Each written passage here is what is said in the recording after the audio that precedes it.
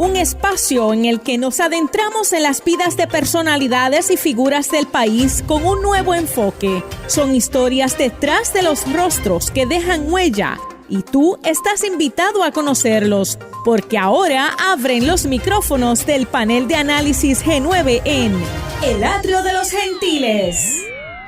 Muy buenas tardes. Bienvenidos a esta edición del Atrio de los Gentiles, que se transmite los martes a las 3 de la tarde por Católica Radio y por las redes de la Pontificia Universidad Católica de Puerto Rico.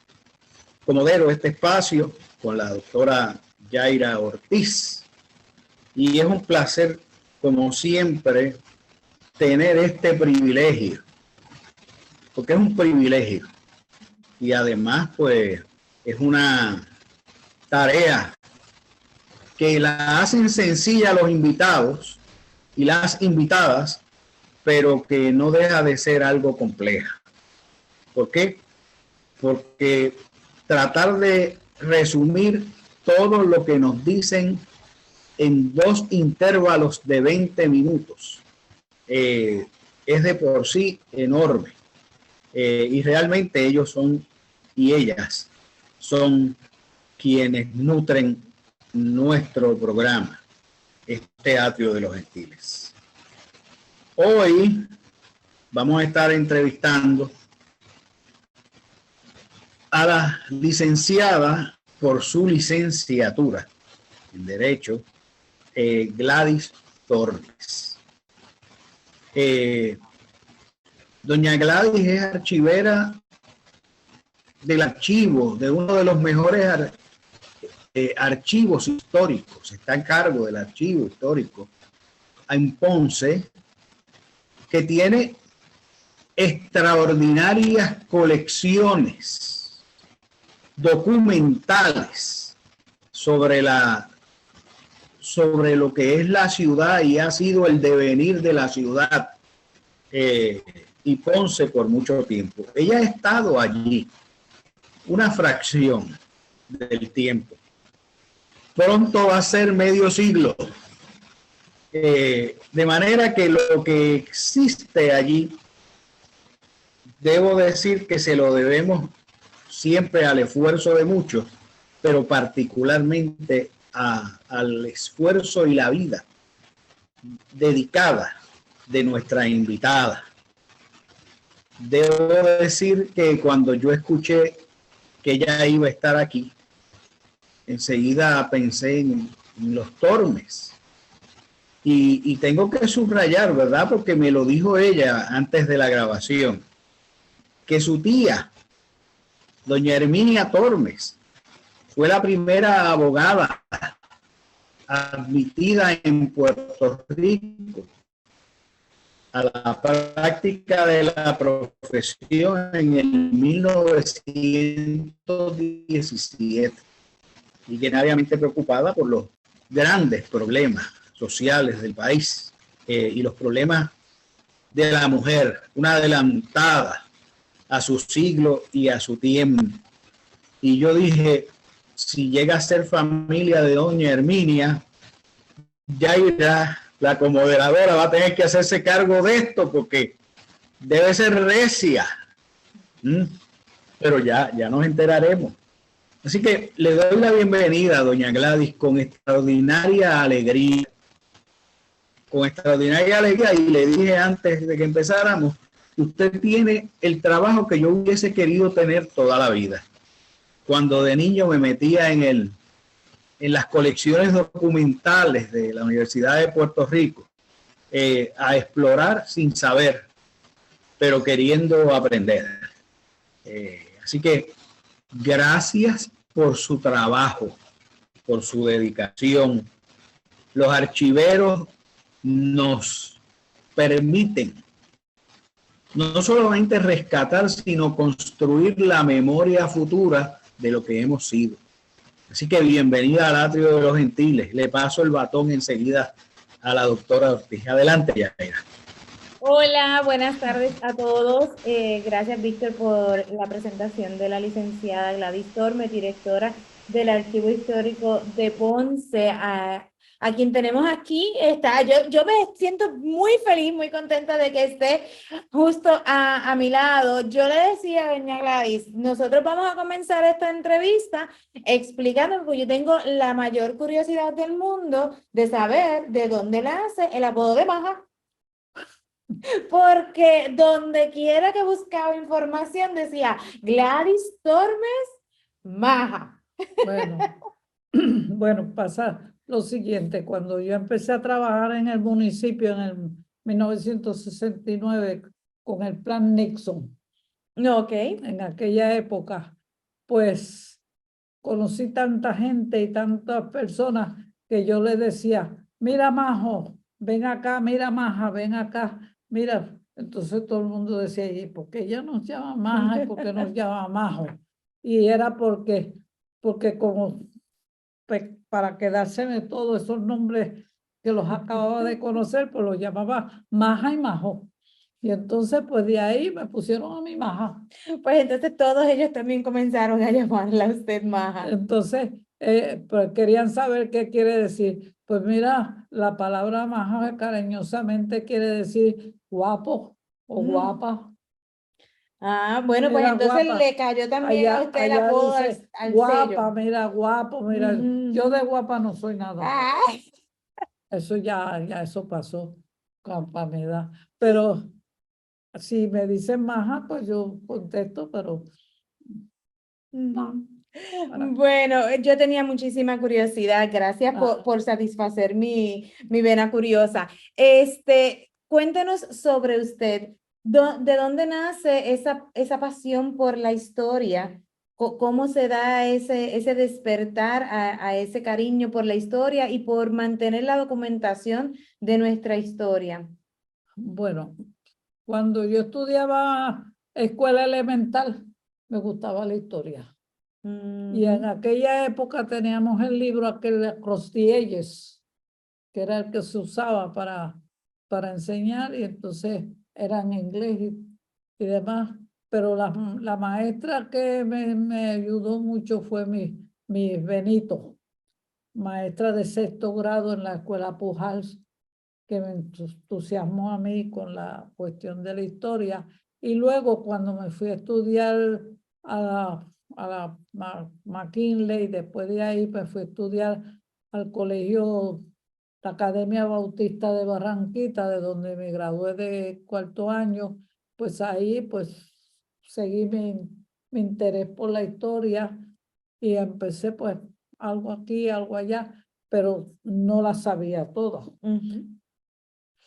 Cuando me fui entonces a estudiar a Estados Unidos, de Estados Unidos salí luego en España, pues cuando empecé a conocer personas y entonces a charlar con ellos poco a poco, ellos hablaban de muchísimas cosas, de historia, historia, historia. Y digo, yo creí que yo sabía historia, pero yo no sabía nada. El hecho es que me pareció, yo me sentía chiquita, pequeñita, y como que me hundía en el asiento. Y decidí entonces, diga, aquí yo quiero aprender de todo. Y empecé a comprarme revistas. Había una revista que habla de la historia de muchísima gente y de muchas cosas que yo conservo algunas que me traje.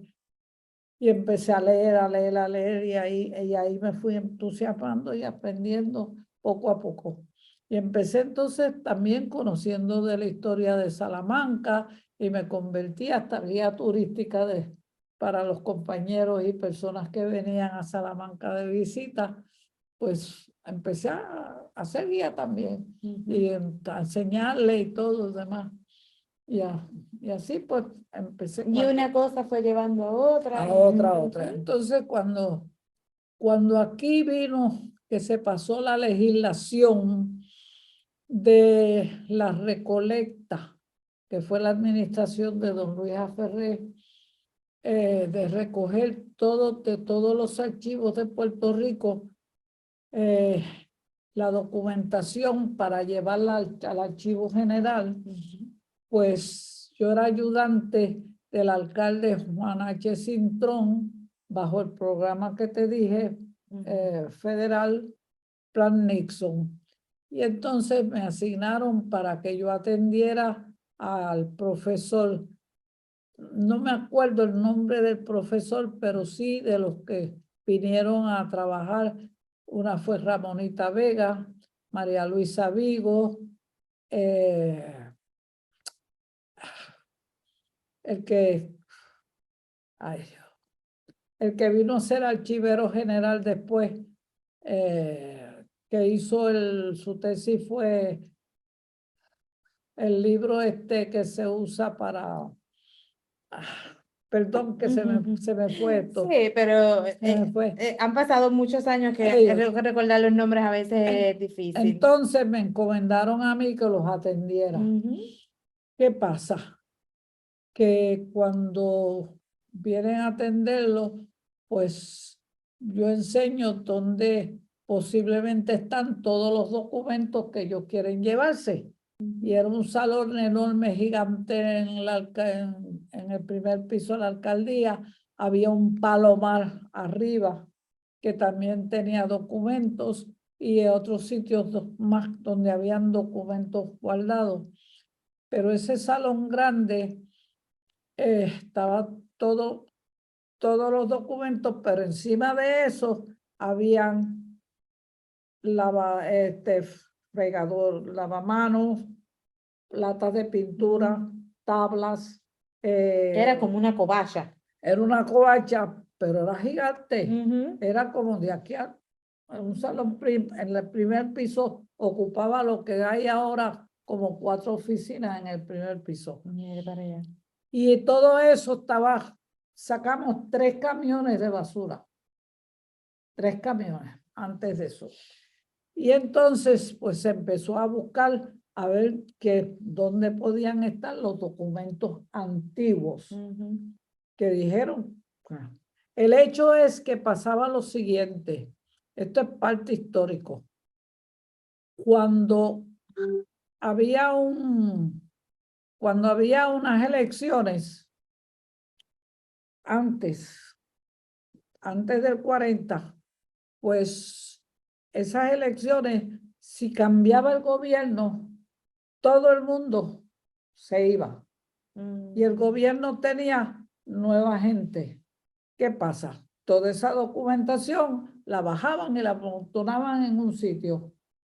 Y ahí la amontonaban en un sitio. Y así iban guardando. Sin ningún catálogo, sin saber lo que había ahí. Bueno, apareció dentro de la documentación de eso, cuando se empezó el expurgo. El expurgo apareció un catálogo que eso me sirvió de base a mí para saber los documentos que existían en el archivo y lo tengo guardado todavía.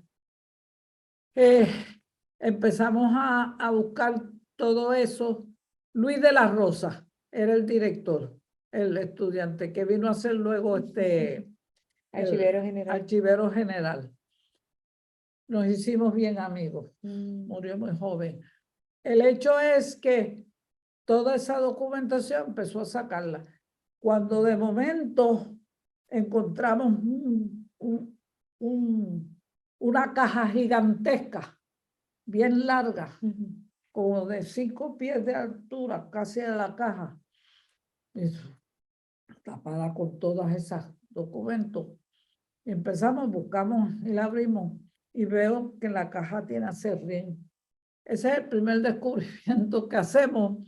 Y cuando yo voy, te digo, señora, déjame decir, y fui donde el alcalde, y estaba el alcalde reunido, Juanito Cintrón, con Radamés Mayoral, que era su ayudante. Y yo digo, perdone, señor alcalde, pero acabamos de descubrir una caja gigante que tiene, parece que una estatua. Y entonces Radamés dice, no, apareció la estatua perdida. Y entonces dice, ¿qué estatua perdida? Pues la de Domingo Cruz Cocolía, que la trajeron en el año 1935 y la metieron allí la metieron allí, empezaron a ponerle caja encima, lo que le buscaban el lugar donde ponerla, y la tapó hasta el 1970. Eso fue en el 70 y 71. Fue cuando apareció. Casi 40 años después. Entonces, pues de ahí, pues se sacó la caja esa gigante, se fue moviendo para un lado, y entonces vino la comisión, parte de la gente que había de la comisión donde se iba a ubicar la estatua, y entonces se ubicó en el sitio y todo. Luego se cambió de lugar. Pero ese fue uno de los descubrimientos buscándolos, hasta que aparecieron los documentos. Parte de ellos se encontraron en el archivo que había momentáneo en un rincón, que eran las actas y libros y periódicos y demás, que estaban encuadernados, y acá empezamos a encontrar las cajas. Eso se empezó a separar. Cuando yo oí que se lo iban a llevar, se me vino a mí la preocupación cuando yo vi la letra de los documentos, lo que yo vi cuando yo estaba estudiando en Salamanca, pues la María Montañez era la directora bibliotecaria de la Universidad de Salamanca, y ella vivía en la residencial donde yo vivía. Okay. Y yo me iba con ella por las tardes, y me iba a estudiar allá con ella. Y entonces yo le pregunté por unos ancones que habían, como especie de baúles, que estaban en la oficina. Y entonces ella me dice, abre uno de ellos. Y entonces me dio siete llaves para abrir una. Y yo me puse eso. Lo abrí, y ahí estaban guardados los libros alcurnios y libros y escritos antiguos de Santa Teresa de Ávila. Estaban allí guardados, y estaban allí guardados de Garcilaso de la Vega y otros. ¡Qué privilegio! Todo eso. Y yo me acuerdo que me recordé de haber visto eso y ver esos documentos. Yo dije, a esto no debe irse de Ponce. Y fui y hablé con Mrs. Piri. Porque pudo reconocer el valor de esos documentos. Fui a ver a Mrs. Piri, que era la directora escolar del municipio. Y entonces le dije, Mrs. Piri, yo creo que esa documentación no debe salir de Ponce, debe quedarse. ¿Y por qué tú dices? Por esto y esto, le expliqué. Y entonces hablé con el licenciado Eugenio Leconte, quien era miembro de la asamblea y también había sido anteriormente director escolar, y era una persona muy amiga también de don Luis, del gobernador, y demás, y le expliqué todo lo que se vio. Y como él iba los domingos a casa a almorzar, pues viene y le dice mi padre, mira, eso no puede irse de Ponce porque eso es nuestra cultura, eso es esto. Tienes que buscar la forma de que eso se quede en Ponce. Entonces se sabía que estaba la antigua biblioteca en los altos del Teatro La Perla, y allí estaba todo. Aquello estaban las mesas y todo lo demás. Y entonces se pensó en ese espacio para empezar a mudar esos documentos allí. Y entonces, pues, don Leco hizo que la asamblea asignara unos fondos. Y entonces don Leco también habló con el gobernador.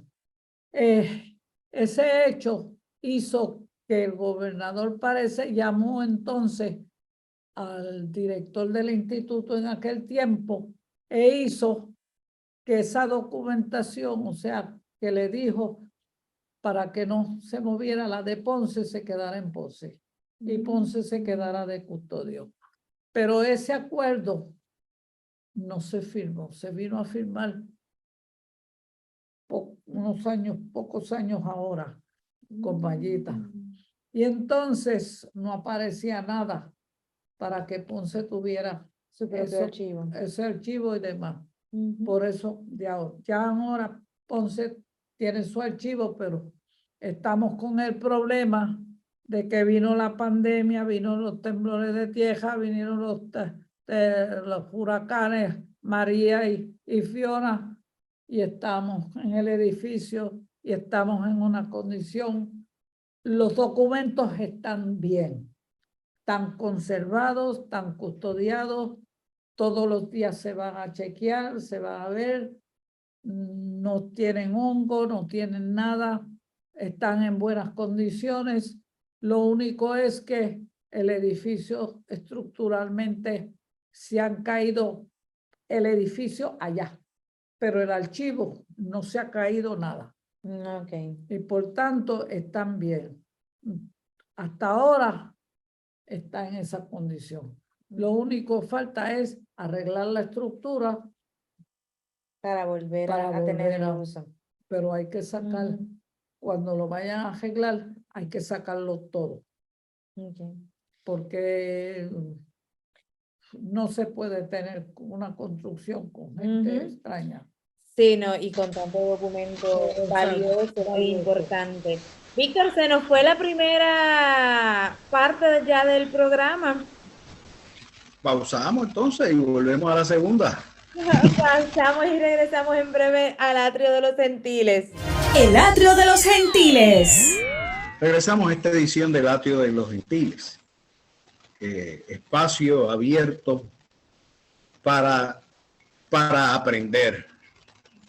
Y venimos aquí a aprender hoy con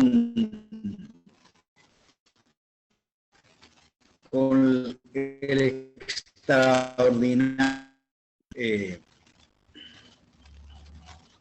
y nos estaba contando, ¿verdad?, las peripecias de llegar a trabajar allí en el año 69 y encontrarse con una situación muy rara. Se había convertido en un almacén de cosas, más de documentos, unas encima de las otras. Y esas primeras búsquedas, cuando vinieron unos investigadores a trabajar a tratar de conseguir unos documentos, desembocaron en que hubo que llevarse 3 camiones de allí de basura, pero desencadenaron en otros descubrimientos extraordinarios. Por ejemplo, la estatua perdida de Domingo Cruz Pocolía, que a lo mejor es un nombre que no le suena a muchos de los oyentes de hoy, pero uno de los grandes bombardinos, multiinstrumentalistas de la música puertorriqueña, no solo ponceña. Dirigió la banda de los bomberos.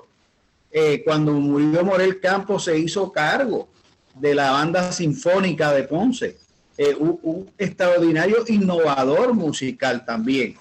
Un hombre del siglo XIX y del siglo XX. Murió en los años 30. Pero imagínense, la estatua de Pocolía que dio vueltas por Ponce también. Hoy está en la Plaza de las Delicias. Y hasta eso se encontró allí. Así que debo pensar que doña Gladys ha sido, además de ha tenido que inventar una sistemática para trabajar con lo que encontró en primera instancia y luego lo que es hoy. Nos relataba antes de irnos a la pausa que hay unos temas estructurales que va a haber que reparar allí y son incompatibles con dejar los documentos y demás expuestos. Pero más allá de eso, yo no sé si coincidirás conmigo, Yaira. Yo creo que es importante hablar de la conciencia que hay que crear sobre el valor que tienen los documentos y sobre cómo a veces no se tiene esa conciencia ni en el ámbito público ni en el ámbito privado. Y cómo toneladas de historias se desechan anualmente en este país borrando la memoria futura de nuestro pueblo. Así que ese particular. Sí, estamos teniendo un poquito de problema con la señal, pero doña Gladys, retomando un poco de lo que nos hablaba acá el compañero Víctor García San Inocencio, hemos visto cómo han ido desapareciendo los archivos históricos alrededor de la isla. Yo soy de Mayagüez y pues lamentablemente el archivo histórico de Mayagüez ha desaparecido.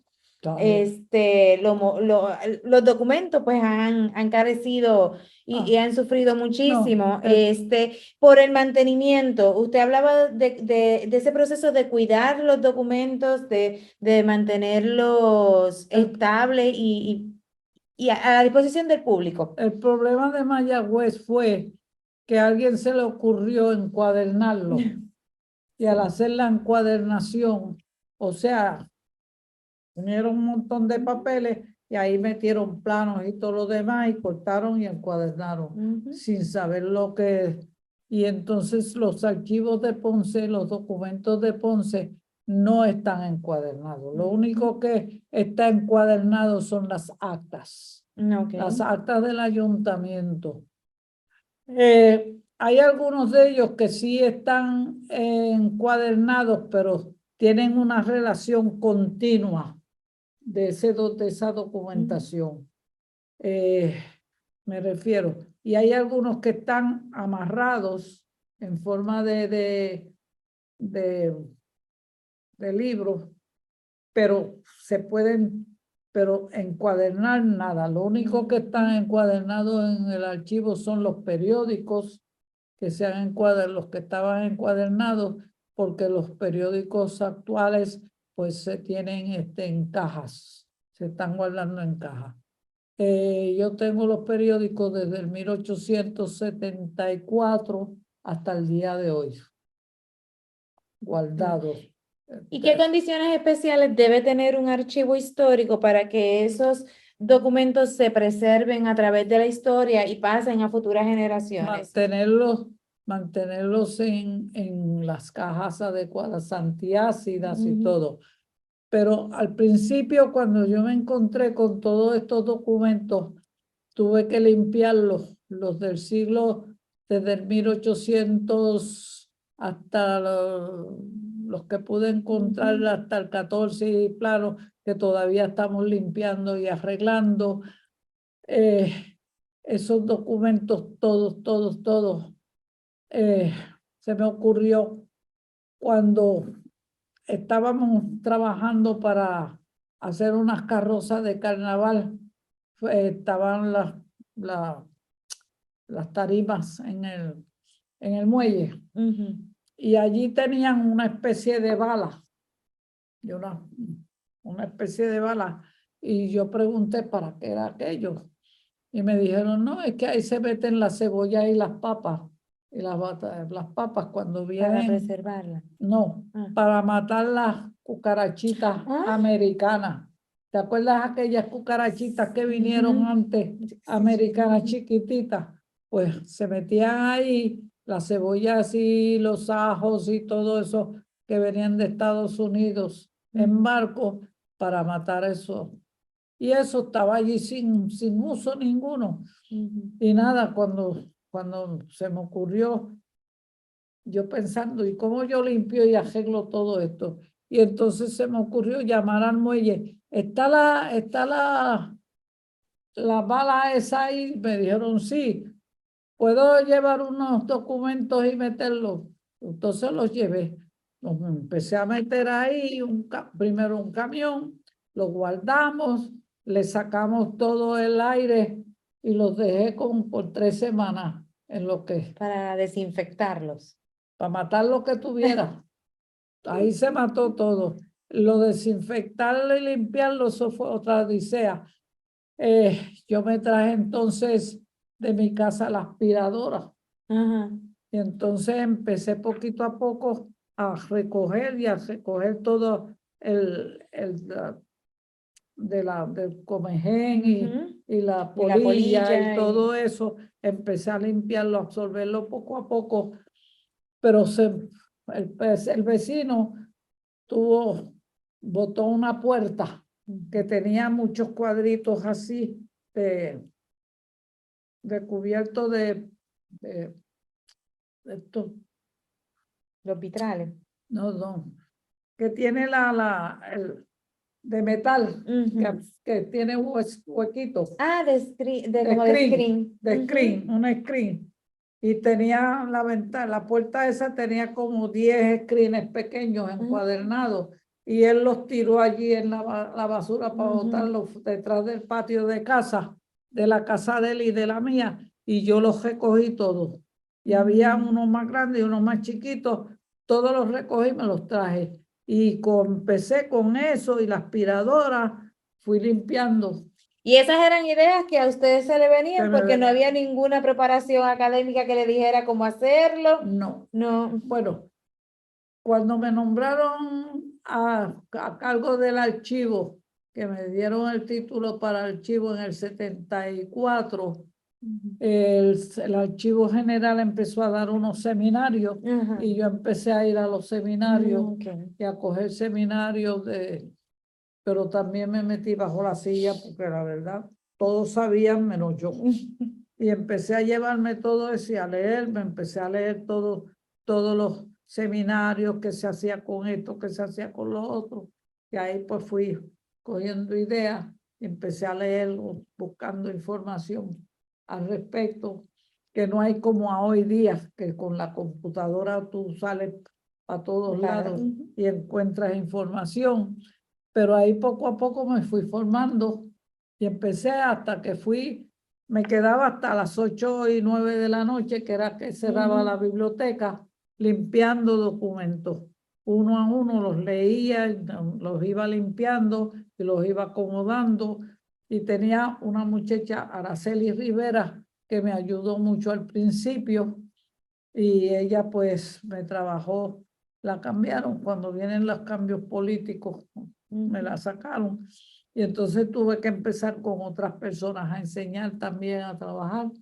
Y poco a poco, gracias a Dios, me ha tocado trabajar con gente. Luego vino el programa que ya teníamos para cambiar de legajo a procedencia. Vino la señora Marta Villaizán y entonces se encargó de hacer ayuda esa para cambiar a la procedencia y ahí se organizó entonces en la forma formal como está hoy día organizado el archivo. Sí, que ha sido todo un proceso desde 1974 Doña Gladys, a trabajar esta idea del archivo histórico hasta hoy. Entonces, cuando vino una archivera nacional de Washington, que vino a hacer un estudio sobre el archivo de Ponce, me dijo, usted nunca usó DDT ni nada de eso. Y bueno, no. ¿Y cuándo usted hizo eso? Y yo le dije, pues yo en el 74, pero si estaba usando ese DDT y todo. Y digo, no, yo usé cámara al vacío. Y con la cámara al vacío esa fue que yo maté todos los gérmenes. Y desinfectó y cuidó. Desinfecté. Y ahí fue que se comenzó el proceso. Y hasta el día de hoy, están intactos. Están intactos. Muy bien. ¿Qué sirvió entonces la cebolla, el ajo y la papa? Víctor. Tengo una pregunta de curiosidad. En todo ese tiempo usted tiene que haber leído miles y miles y miles de documentos. ¿Cuál recuerda que le haya parecido el más curioso, el que más atención ha captado de usted? Si recuerda alguno. Una carta de Francisco Oller. Francisco Oller. ¿A quién le escribió Francisco Oller? Perdón. Tómese el tiempo que haga falta. Francisco Oller escribió una carta a la Asamblea Municipal de Ponce solicitando que le devolvieran a él 3 cuadros 3 cuadros que él había pintado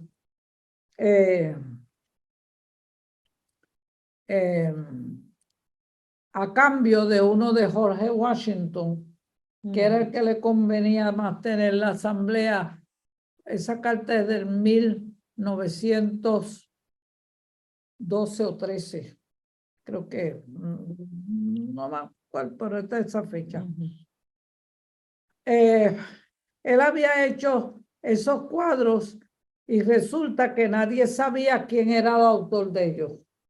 Cuando hubo un cambio de gobierno, cuando fue el cambio de gobierno de la administración de Huito Morales a Joselín Tormos, todos esos cuadros, incluyendo el de la reina María Cristina de Habsburgo con el rey, el niño rey, que era Alfonso XII, 13, perdón, Alfonso XIII, todo eso lo iban a mandar para un almacén. El almacén. Porque no sabían de quién eran. No sabían de quién era, excepto el de la reina Cristina, que era un Glivao, pero era un cuadro bueno. Y entonces yo dije, eso no va para ningún almacén.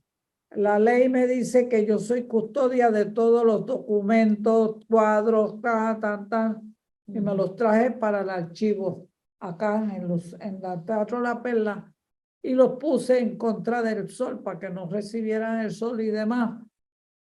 Y entonces, limpiando esos documentos, me dice doña Gladys, mire, aquí aparece esta carta que es bien interesante de don Francisco Oller, creo que fue Araceli. Y yo voy y la leo, y cuando la leo yo digo, ándale para el sirete. Y entonces yo miro porque él menciona Baldrich y Almadeo. Y cuando usted mira para la pared, era lo que... Para la pared, eran los cuadros de Oller, Baldrich y Amadeo, porque esos cuadros, según pintaban la alcaldía, parece que le caía pintura y venían con pintura negra, le tapaban el background del cuadro y no se sabía. Entonces, pues cuando se fue a hacer la exposición de Oller en el Museo de Arte de Ponce, ahí de Venegas, que en paz descanse, pues yo leo el asunto, yo la llamo por teléfono y le digo, Aide, tú vas a hacer una exposición de Oller, ¿verdad? Y me dice, sí, pues yo tengo 2 Oller, que tú tienes 2 Oller. Y digo, sí, yo tengo 2 Oller. ¿Y de qué tamaño son? Pues yo le dije, pues mira, miden como 4 pies o 5 pies por tanto, más o menos. ¿Tan grande? Digo, sí, es el Amadeo y Baldrich. Y entonces viene y me dice, de verdad. Pues mira, yo te llamo después. Parece que ella entonces se puso a buscar y en vez de llamarme se apareció por el archivo. ¿Dónde están los cuadros? Digo, mira, ese y ese. Y me dice, pues hay que restaurarlo y eso toma tiempo. Pues yo me los voy a llevar y los voy a... Y digo, pues bien, llévatelos. Sí. Entonces me dijo, y voy a llevarme también ese de la reina Cristina para la cuestión aunque un libao, pero arreglarlo y demás. Se lo llevó. Y Y así también se preservó esa historia. Y así, ahora ya están guardados, están ahora en la oficina del alcalde. Los 2 cuadros están allá, está también el de la reina Cristina, preservados allí. Pero yo considero que todos esos cuadros que tiene la alcaldía, todos, deben estar en un solo lugar, adecuadamente conservados, que sea hacer un sitio donde todos los cuadros que tiene la alcaldía de pintura, porque pues, el municipio tiene la colección más grande que se pueda tener de Don Miguel Pou. En retrato. En retrato. Sí, que hay una gran colección de cuadros allá, de diferentes artistas también. De todos los alcaldes de Ponce pintados, hasta el último que él hizo de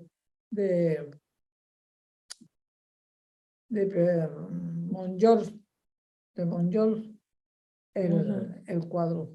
Que está allí. Sí, es parte de nuestra historia también, está nuestra tradición y nuestra cultura en cada uno de los archivos y tenemos que preservarla. Si usted le fuera a decir algo a las futuras generaciones de la importancia de los archivos históricos y de la preservación de los documentos, ¿qué le diría? El más mínimo papel es importante. Porque un papelito así de chiquito puede tener una noticia, un hecho, algo significante que es importante. O sea, uno tiene que leer todo, tiene que enterarse de todo, tener un conocimiento de la vida cotidiana de personas que también tienen documentos, fotografías y cosas que la familia no las va a conservar. Porque primero o piden un dineral por ellos que nadie se los va a comprar, o lo echan al olvido en un lado. Pero yo he tenido la cosa que a veces me he acercado a la persona y le he dicho, si tú vas a cerrar tu oficina, no botes tus papeles, acuérdate que yo estoy allí, yo los guardo. Y bueno, me he dedicado a eso, a molestar. Y una de las colecciones últimas que yo he guardado es la de Willie Vicens. Él es un realtor y tenemos una escuela de arquitectura. La escuela de arquitectura, los estudiantes están yendo mucho al archivo para buscar los planos de las casas y de todo eso.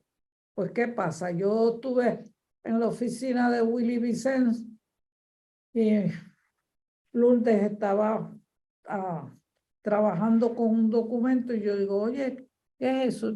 Pues que Willie guarda de esta forma. Y él encuadernado, todo está encuadernado, la historia de la casa, fotografías de la casa, estudios de la casa, planos de la casa, las escrituras. Y después el estudio relacionado con la tasación y todo de la casa. Los estudiantes de arquitectura están buscando información de quién era el dueño de esa casa, que esto, lo otro. Pues ya yo tengo eso guardado de casas que él vendió y tasó, no solamente aquí y todo lo demás, sino en otros sitios. Y de información para otras personas. Mira, hay un documento que es de una gallera que se vendió en Ay Bonito. Y ahí está toda la historia de la gallera. Y hasta lo que la gallera ganaba anualmente, $2 millones. Una gallera. Yo creo que estamos entonces en el trabajo equivocado. Ahí eso decimos. Imagínate. Pero pues ya, ahora mismo las peleas de gallos son ilegales, pero son parte también de nuestra historia, de lo que nos formó como pueblo. Tradición, sí, ciertamente. Y está regulado y por tanto, allá en Estados Unidos las peleas de gallos están suspendidas además, pero aquí en Puerto Rico siguen las peleas de gallos. No las van a tumbar. Eso es nuestra tradición, nuestra cultura. Esa es parte de nuestra identidad como pueblo. Víctor, ¿se nos volvió a acabar? ¿Ya se nos fue el tiempo tan rápido? Doña Agnay, y le estábamos cogiendo el gusto a esta amena conversación, conferencia suya, porque qué mucho nos ha dicho en 40 minutos. La verdad es que estamos muy agradecidos. Y locos porque esta conversación se pueda dar de nuevo, quizá en la mejor tradición puertorriqueña, con un buen café, allí cerca del archivo. ¿Qué le parece? venga y haga una visita para yo enseñarle todo lo que hay. Muy bien, muy bien. Esa la apunto. Muchísimas gracias otra vez a la doctora Ortiz. Esencial. Yo quisiera que los profesores les dijeran a los estudiantes que buscaran el tema. Hay tantos temas para buscar y trabajar de los archivos, que ya las haciendas, los esclavos, eso ya se sabe todo. Se ha cubierto. Está cubierto. Pero hay otros, mire, hay casos judiciales, delitos, montones de cosas que se guardan en los archivos, que son grandes. No solamente el de aquí, el archivo judicial. El archivo judicial tiene historias para escribir novelas por un tubo y siete llaves, como decimos. Sinceramente, el Cocó, que era la que estaba antes a cargo del archivo judicial, yo no sé ahora quién esté a cargo, pero ella hizo una recolección de casos y demás que los tienen ahí. Eso es una joya para ir a investigar y buscar.